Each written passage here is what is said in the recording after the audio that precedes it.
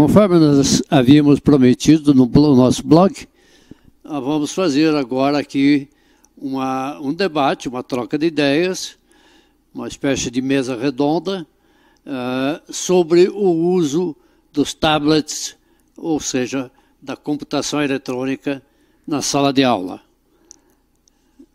Nós vamos ter a participação, pode seguir? Vamos ter a participação da professora Zeli Isabel Ambros, que é aqui do IESB.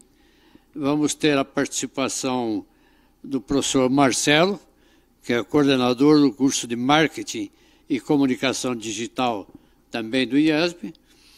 E estamos aguardando aqui o professor André Tratesi, do Colégio Sigma, que é, aqui de Brasília, o colégio que já anunciou que no próximo ano letivo inicia a utilização de tablets em substituição ao tradicional livro didático. A questão se coloca, primeiro, não importa se é tablet ou é outra coisa, mas a primeira coisa que se coloca é a questão da substituição do livro didático por um outro mecanismo, por um outro instrumento. No caso, o instrumento mais moderno, mais up-to-date que temos são os tablets. Mas antes de surgirem os tablets, já discutíamos na área educacional o uso dos laptops, que é uma geração anterior ao tablet, mas que é também um instrumento que se presta para uso na sala de aula, já vem sendo utilizado em algumas instituições, principalmente instituições do ensino superior, tanto aqui no Brasil quanto em vários países da Europa e nos Estados Unidos. O tablet, como instrumento eletrônico de processamento de informação, ele vai fazer nas salas de aula o mesmo papel que o laptop já vem fazendo. Se é que eu estou certo quanto à apreciação da utilização do tablet. Vamos então começar pedindo que cada um dos participantes emita sua opinião sobre a utilização da informática na sala de aula em substituição ao tradicional livro didático. Agradeço o professor Edson aqui pelo convite, de integrar mais uma vez a nossa mesa quadrada, onde a gente vai discutir um tema super atual, que está no topo das prioridades hoje da educação. Tem muitas instituições já trabalhando com isso, que é a questão do tablet dentro da sala de aula.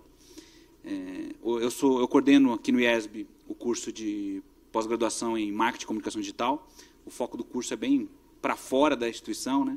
No nosso bate-papo aqui vai ser bem focado para dentro, como a gente utiliza isso dentro das metodologias de ensino, como utiliza o tablet como uma ferramenta para se poder passar o conhecimento para o aluno de uma forma mais efetiva e antenada com os dias atuais.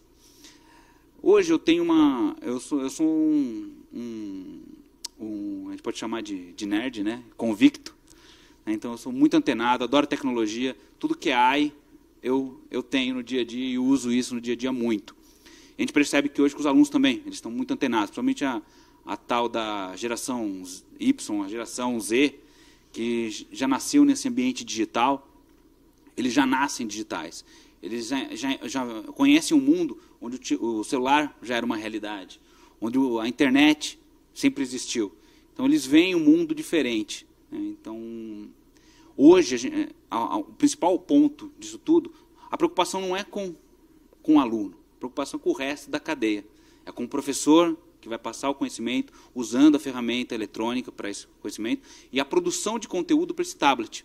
Porque, como nós temos o tablet como uma ferramenta, como um computador, como um dispositivo, como um celular, mas se você não tiver o conteúdo, não tem uma metodologia que utilize esse conteúdo de maneira efetiva, não tem como conseguir transmitir o conhecimento para o aluno.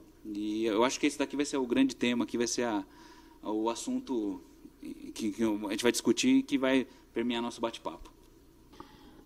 Bom, obrigada, Edson, por estar participando, né, desta mesa quadrada para falar de um assunto tão atual, que é o uso dos tablets em sala de aula.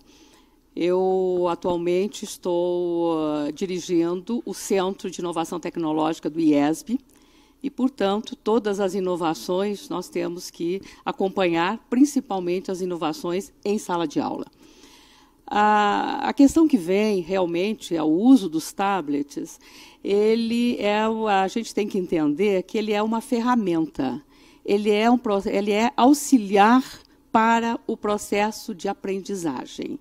Então, surgem algumas questões que a gente tem que levantar com os tablets. Por exemplo, como é que vai ser essa inclusão digital? Como é que os alunos do Brasil todo vão ter acesso aos tablets? Quem não puder comprar, como é que vai ser esse mecanismo? Como é que vai se levar o tablet até todos os alunos da educação brasileira? Por outro lado, a preparação dos professores. Porque hoje quem conhece o Brasil sabe. Nós não podemos pensar a realidade brasileira só a partir de São Paulo, a partir do Rio de Janeiro, a partir de Minas Gerais. Temos que pensar no Brasil, onde a inclusão digital ainda não é uma realidade, embora todos os municípios tenham computadores, todos os municípios tenham laboratórios. Porém, muitos professores usam os computadores como máquina de escrever. Como é que eles vão usar os tablets? Então, a preparação dos professores, eu acho que ela seria fundamental para o tablet como ferramenta de ensino. Então, e um estudo. Como é que o uso do tablet vai impactar nas novas metodologias? Como é que o uso do tablet realmente vai levar o aluno a uma aprendizagem maior? Acho que isso que está em questão. E não é o uso do tablet como a grande novidade, não. O uso do tablet como ferramenta, assim como nós temos o uso do computador como ferramenta, o uso do notebook como ferramenta. E que ele permita ao professor, aí tem que ter uma preparação muito boa, né, porque novas tecnologias implicam em novas pedagogias, muito boa para esse uso, que não é um uso exclusivo. Mas como é que o professor vai levar o aluno a usar o tablet como uma ferramenta de ensino, como um processo de busca da informação, um processo realmente de levar uma maior e uma melhor aprendizagem do aluno, que é isso que nós estamos precisando. O aluno hoje já não lê, quase. Então, como é que o tablet vai realmente fomentar essa leitura do aluno? É claro que hoje nós temos uma geração informatizada e nós temos que pensar nessa geração, mas nós não podemos esquecer o professor, que para mim é fundamental no processo ensino-aprendizagem.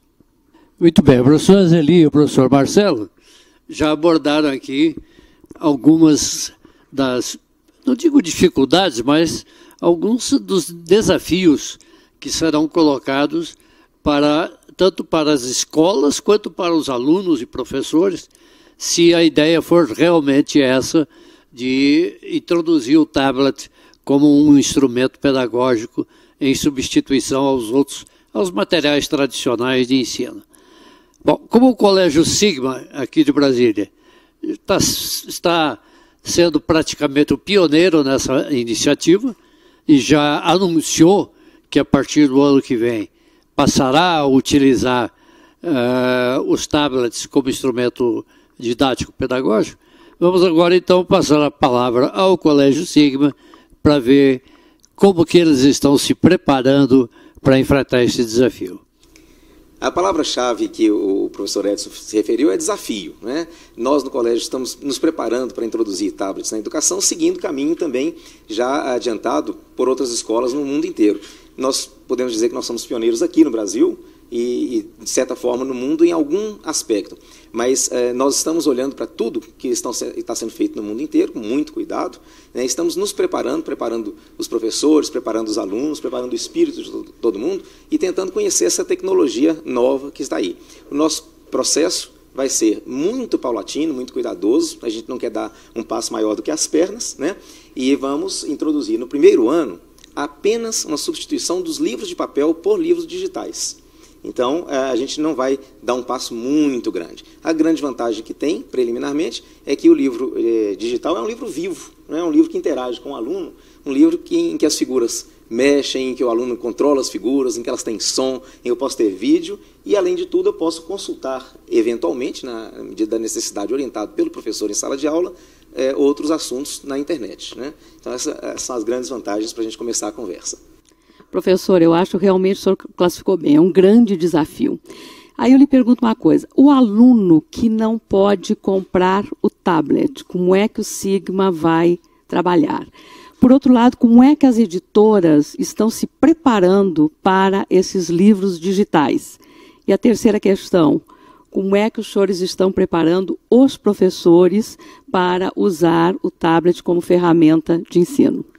Como o Sigma é uma escola privada, né, nós já temos problemas de custo com todas as coisas que são abordadas lá, né? Toda a escola tem mensalidade elevada, os custos dos materiais são sempre elevados, né? Nós acreditamos que, no longo prazo, não haverá um grande problema, porque a soma dos custos dos materiais didáticos nas 3 séries do ensino médio, com o tablet, ela deve ficar um pouco mais barata do que se eu somasse os 3 conjuntos de livros digitais, de livros de papel, né? Então, no conjunto, deve ficar assim. Isso a preços de hoje. Mas também a gente vê que essa tecnologia está se barateando muito rapidamente, né? Então, a cada nova geração de tablet, os tablets vão ficando mais baratos e, consequentemente, também o custo de edição, o custo de produção, né? Então, esse é o primeiro assunto. O segundo assunto, como é que nós estamos preparando os alunos? É como o Marcelo disse, né? Acho que a gente não precisa preparar os alunos muito. Na verdade, eles estão nos guiando, né? A demanda veio deles, a pista veio deles, a necessidade veio deles, e um grande número deles já possui tablets.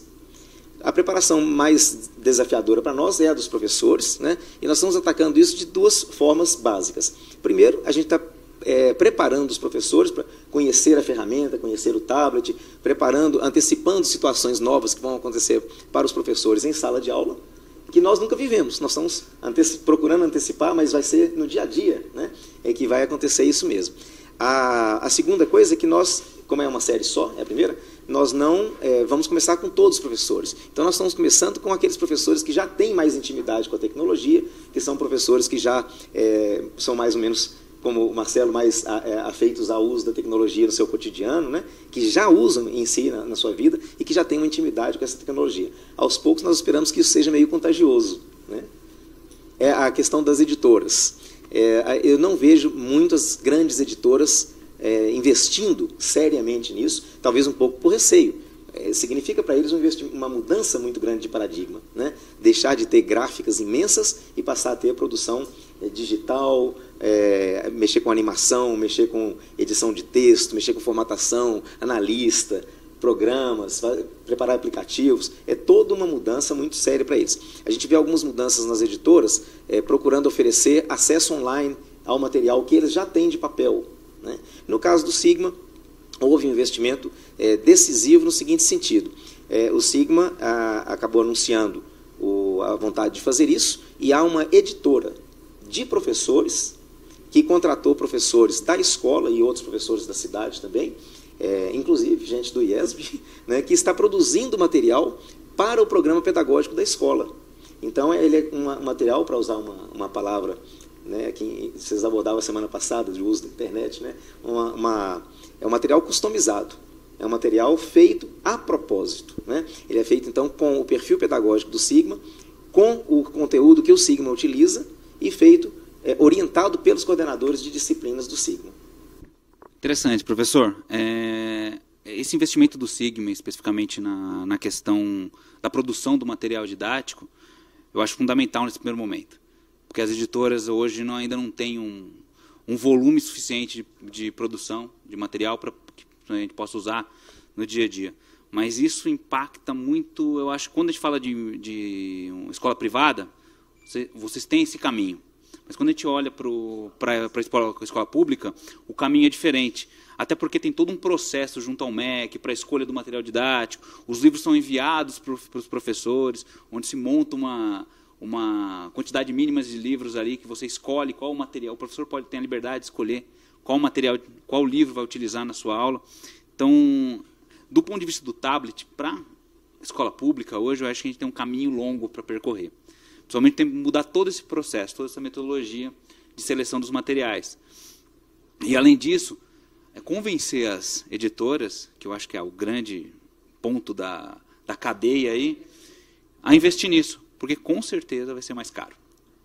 Porque não vai ser só texto, né? Você vai ter que produzir audiovisual. Você tem toda uma multimídia por trás disso. Tem todo um estudo que hoje muitos programas educacionais de TV fazem, que é como o aluno se comporta na navegação que ele faz pelo conteúdo. Então, ele vai para cá, aparece um vídeo, ele olha para o vídeo, ele navega no texto, ele ouve um som. Como é? Então, são os vários sentidos do aluno que vão ser estimulados nessa experiência com o tablet. E o tablet permite isso. Só que eu acho que o grande ponto aí dessa cadeia toda é a editora hoje, que ela vai ter que se reinventar, não vai ser uma editora de livros, vai ser uma editora de conteúdo educacional, né, que alguns sites já fazem isso.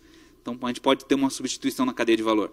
A editora pode ser substituída por, igual está acontecendo com muitas emissoras de TV, portais que produzem, como o blog do professor Edson, que produz material de vídeo e compete pela atenção do telespectador com uma TV aberta, TV paga. Então, esse xadrez futuro da cadeia de educação, eu acho que isso daí vai definir. A gente está longe, principalmente da escola pública, mas eu acho que é um caminho sem volta. Até porque o aluno, que é o cliente, que é o consumidor de tudo isso, ele já é um novo aluno. Ele já nasceu nesse meio digital. Então, para atender, toda a cadeia vai ter que se transformar mesmo. Muito bons comentários, Marcelo. Eu vou começar pelo ensino público, porque o ministro Haddad tem manifestado já desde março, né, muita disposição de o MEC investir nesse sentido. Ele tem feito insistentes pedidos, já comissões estabelecendo que tablets devem ser usados, quais são os requisitos do tablet, configurações mínimas do tablet, e o MEC tem estudado como fazer isso, né? Eu acredito que num prazo relativamente curto para a máquina gigantesca que é o Estado, nós vamos ter alguma coisa nesse sentido. Acho que o Estado vai ter que ter tablets nas escolas e, de alguma forma, municiá-los com livros, ainda que sejam PDFs ou e-books, né, que são modalidades mais baratas.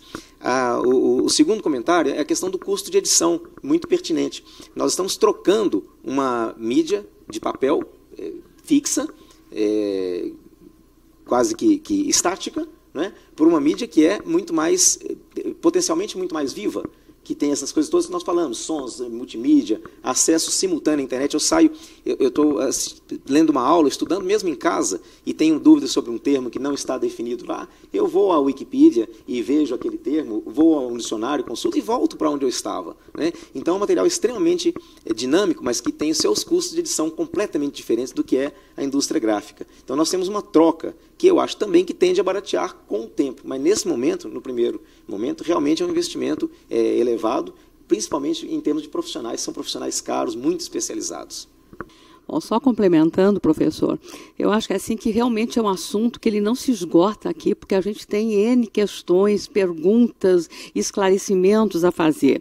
Por exemplo, como é que as faculdades de educação, as licenciaturas, a pedagogia, como é que ela vai se preparar, porque é ela que está formando esse professor. E é um professor que vai ter que trabalhar com esse meio virtual.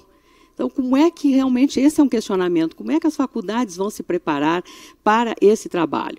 Por outro lado, como levar isso, claro, há realmente um esforço muito grande, o Ministério da Educação, Ministério da Ciência e Tecnologia, já tem o programa que foi lançado, um computador para cada aluno, né? Esse esforço de levar isso para a rede pública de ensino, né? Por outro lado, também não é só o livro, mas toda a preparação de aplicativos, de softwares educacionais, que aí é um outro questionamento de como, quem está se preparando para isso, como é que estão fazendo, né? Não seria mais só com editoras, mas com empresas de aplicativos educacionais, né? E também uma análise, como é que os tablets impactam nas metodologias de ensino e no processo de aprendizagem. Eu acho que esse é o grande questionamento. O aluno vai aprender mais? Como é que nós vamos realmente monitorar este processo? Como vocês viram, parece que ninguém tem ainda, nem mesmo os especialistas, resposta para todas as questões que irão ser colocadas, levantadas nesse processo de modernização da educação brasileira. Por falar em modernização, acho que uma das questões fundamentais e conceitual mesmo em relação a esse processo é responder, como sempre, aquela velha pergunta: afinal, para que serve a educação? O Colégio Sigma, pelo que vimos, está muito certo de iniciar o processo no ensino médio, quando o estudante, o aluno, já passou pelos 8 anos do fundamental, os 9 anos do fundamental, e, portanto, supõe-se que ele já tenha adquirido aqueles valores básicos da cidadania, que é um dos objetivos da educação. Transmitir valores, criar, desenvolver no estudante os princípios de ética, de moral, de honestidade, etc. E aí o